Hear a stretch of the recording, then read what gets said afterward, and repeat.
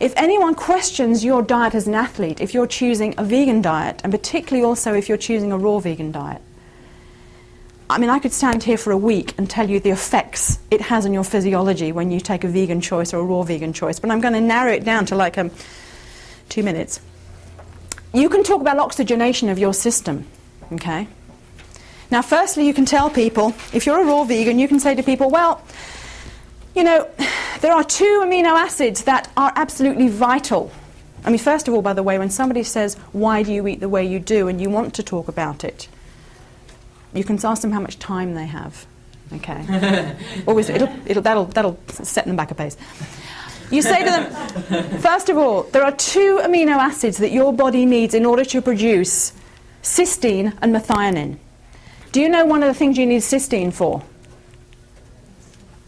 The formation of your red blood cells, yeah?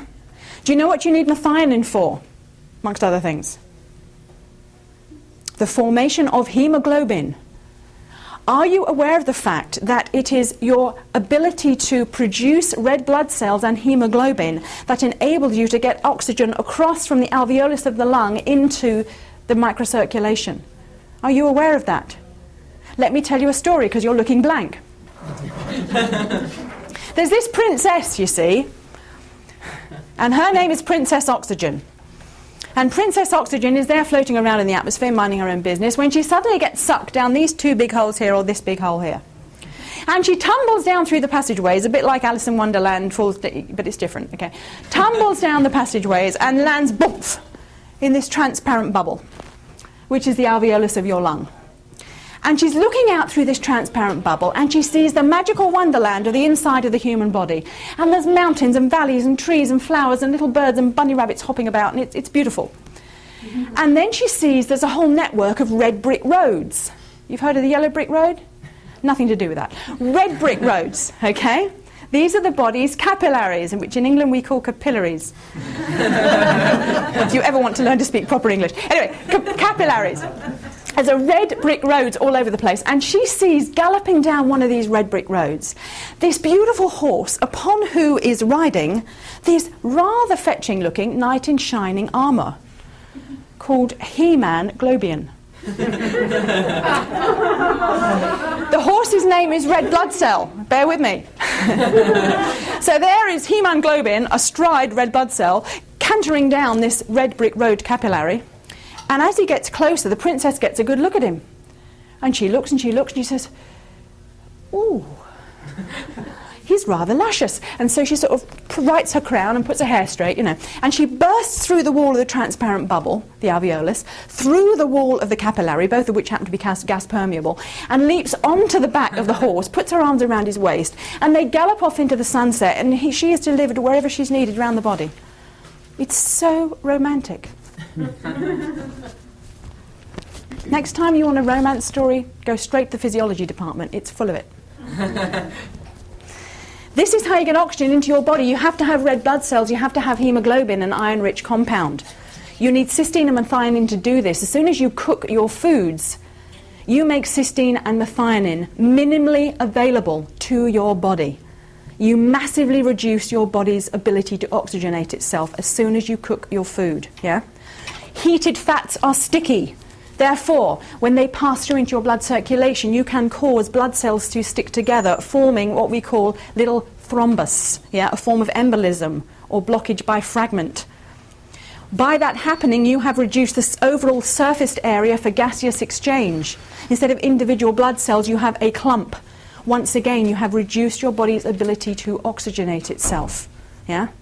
As soon as you go from animal fats to plant fats, you massively increase your body's ability to oxygenate itself because of the types of fats that you're dealing with. As soon as you go from cooked vegan to raw vegan, you instantly, enormously increase your body's ability to oxygenate itself. And most people are aware that you need oxygen up here in order to think straight. You need oxygen to your muscles to perform athletically. And did you know that your cells are dependent upon oxygen to maintain cellular normalcy? and that when human cells have been subjected to carcinogens, that's substances that can contribute to causing cancer or cause cancer in and of themselves, when those same cells have been flooded simultaneously with oxygen, cancerous changes do not occur. Whereas when those cells are deprived of oxygen in the presence of carcinogens, they turn cancerous very quickly. So you can say to people who ask you, why are you picking a raw vegan diet, or why are you picking a vegan diet? And without going into the thousands of other reasons I could give you, you can simply say, because I want to oxygenate my body properly. I want to get oxygen to my brain to think straight, to the cells in my body to remain cancer-free, and to my muscles for my athletic performance. And by choosing a vegan diet, I massively increase my ability to do that. And I times that by several times more when I take a raw vegan diet. Yeah? And that's enough as an answer.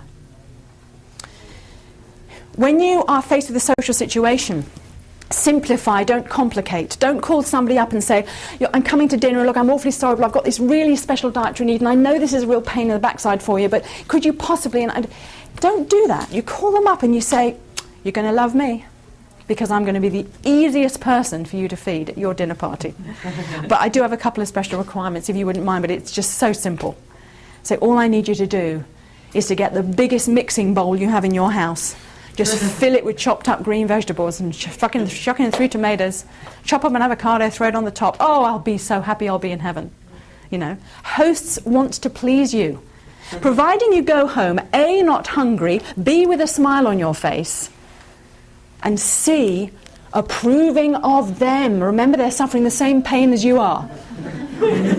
If they feel they haven't met your dietary need, when you go home, they're going to be the ones stuffing down all the food because they're trying to suppress the emotional pain. They want your approval, your smile, and the fact you're not hungry anymore. And you show them how to do that in the simplest way. The other thing is, trust in Allah, but tie up your camel. In other words, you communicate what your needs are, but you go prepared. Okay? You have the ripe avo in your bag in case they didn't quite comprehend what ripe meant. Okay? You have the extra 2 romaine lettuces stashed in your car just in case they thought that a little side dish was a main salad for you. Okay? You go prepared. You warn people in advance. And whatever you do, don't get into conflict with people about your diet. Yeah? If you need to be defensive about it, it's because you're not demonstrating it enough. You need to be a physical demonstration. My little daughter, I think, is about ready for her physical demonstration. Daddy was instructed to bring her in if she needed a little top-up. This is her San Francisco outfit. She's a flower girl. Folks, I truly hope that some of what I've shared with you is of help to you, or at least one of your loved ones. I know we've run out of time, and I think in courtesy of the next speaker I need to close right there. Sorry we didn't have time for questions, but I will be around for the rest of the day till there's no one left to talk to. So if you have any questions, do come personally, and I'd love to talk with you. Thank you so much.